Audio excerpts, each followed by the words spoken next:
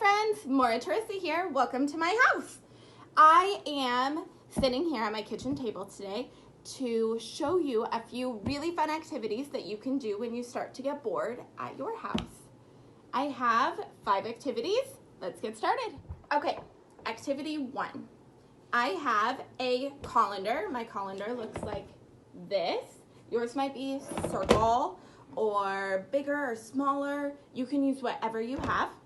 And then I have some spaghetti, pasta, and pasta is a really good fine motor tool because it breaks and you have to be careful with it and gentle. And it also is good for pre-writing skills because you hold with 2 fingers usually. And so you just simply insert into the holes. And you can break the pasta into smaller pieces or keep them big. And then another thing you can do with the colander is change it up. And you could use Q-tips and put those in the holes. This takes a little bit more effort. Or you can use flower stems or anything else that you have on hand. Okay, activity 2.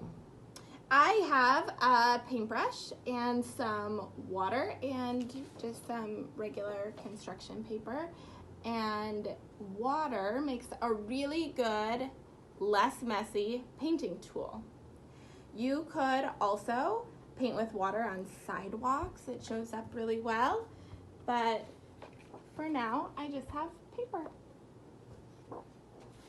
Okay, friends, activity number 3. I have a tray here. I used a cookie sheet, and I have a couple of different sizes of cups on my tray. You can use paper cups or plastic cups, of course. I just didn't have any at my house. And this activity is just to simply pour water from one cup to another. Now for older kids, you could challenge them to try and not spill even a single drop. But this shows really good cross-body motion and fine motor skills to be able to pour from one cup to another cup. Another thing you can use with this activity is a turkey baster to add a little bit more skill. Remember, for this activity, you want to model what you want your kids to do. So instead of just setting it in front of them, first set the tray in front of yourself and show them what you expect of them. Otherwise, their first inclination will be just to pour it right onto the tray and maybe splash in it and make a mess. Okay, activity number 4. This can be done in a couple of different ways, but this is just what I had on hand. I had some large cuckoos or ponytail holders, and I found a jar that they kind of fit around tightly. You can do this with smaller ponytail holders, cuckoos, and use a smaller, thinner jar, or you could even use a toilet paper roll or paper towel roll that's empty. And you simply take your cuckoo ponytail holder and you stretch it with 2 hands and put it over the top of your jar. Like so. Okay, activity number 5.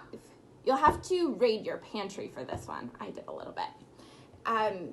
It's super simple and very fun, but it's just gathering a bunch of tin cans and trying to make the tallest tower you can. This is really fun to have a little competition with your brother or sister or your mom or dad. See who can build a taller tower before they fall over. Remember, friends, these are hard. They're made of metal, and so they'll hurt if they fall down on top of you. So just be careful when you're stacking them. But they're very fun to stack because they kind of fit together a little bit. For older kids, another challenging thing you can do is try and stack smaller cans under bigger cans and seeing if the tower will be sturdy or if it will tumble over. And that's it. 5 simple activities that you can do with things in your own home that are pretty easy to do. Send me pictures of all the fun activities that you do, or if you have any new ideas for new activities, send those to me too. Thanks, bye.